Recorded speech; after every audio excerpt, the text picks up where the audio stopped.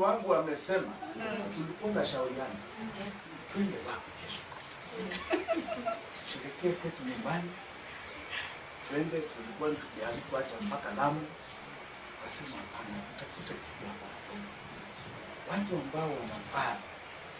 Watu ambao kweli wanaona uchungu ya mwanamke na mama. Kwa sababu kuna hii jambo la femicide. Na hiyo ndio topic ya siku hizi, si ndio? Tukasema tutafuta mahali ambao wanawake wanaumia. Mama zetu wanaumia. Na Willis, asante sana. Hii uchungu ambao mmezoea. Unajua sijawahi kusikia vile nimesikia leo. Sijawahi. Hata walemavu.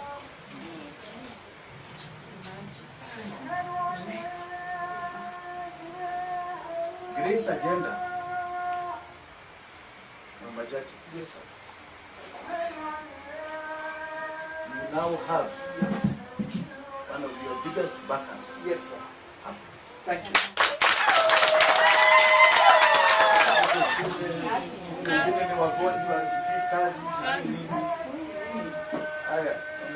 Najua mimi ni mtu wa biashara. Yes, sir. Na mimi najua ile ambayo inaweza kusustain hii biashara. Yes. Sasa kupatiwa na watu. Mheshimiwa power. Power. Power.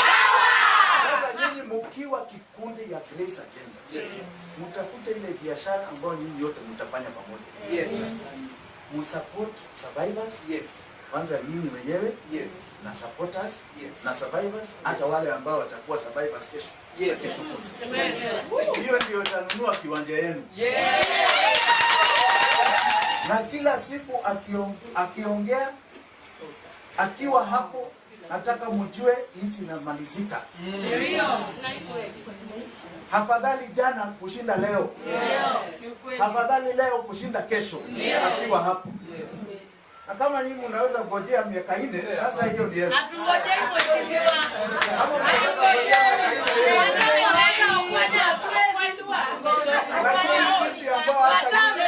Tunaitwa wadosi. Tumekataa na Mungu. Hata sisi ambao tunaitwa wadosi kuna uchungu zaidi hata sisi.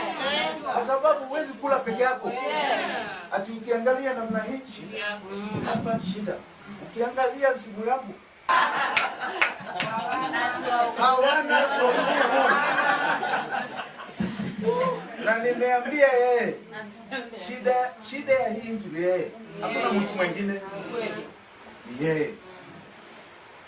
Na tutamuondoa akiangalia namna hii. Lakini wakati huu hii ni siku yenu. Na leo nimekuja na zawadi kidogo. Sitaki waseme